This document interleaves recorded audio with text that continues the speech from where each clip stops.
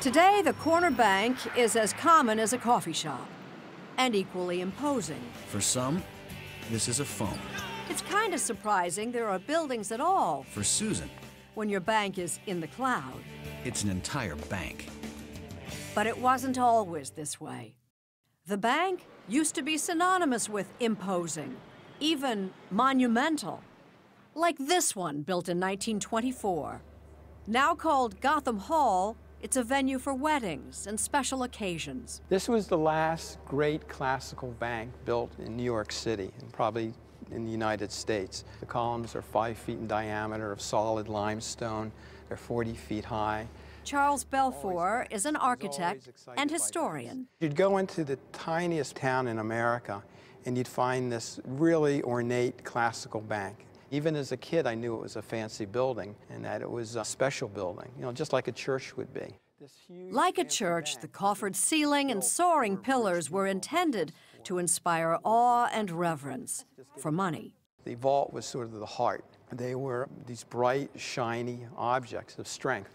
And the vault was a showpiece, built to be seen, admired, and trusted. They wanted to show the depositor that their money was absolutely safe. But it was an illusion. Banks could fail, and often did. Throughout America's financial history, hundreds and hundreds of banks failed, and the depositors would lose every nickel they had.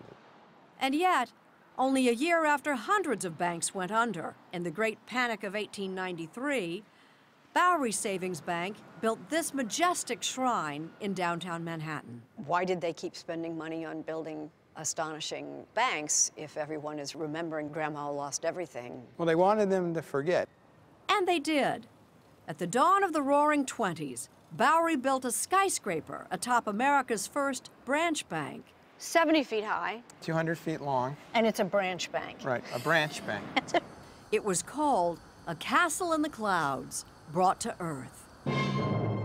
A few years later, the economy came crashing to earth. The stock market crash has come, and the Great Depression has begun. Americans blame bankers for the Depression. But after World War II, the economy booming and optimism rising, banks were back with a new message. I can almost see the pitch meeting with the bankers around the table. We're building a new bank, and the architect says, transparency. That architect was Gordon Bunshaft.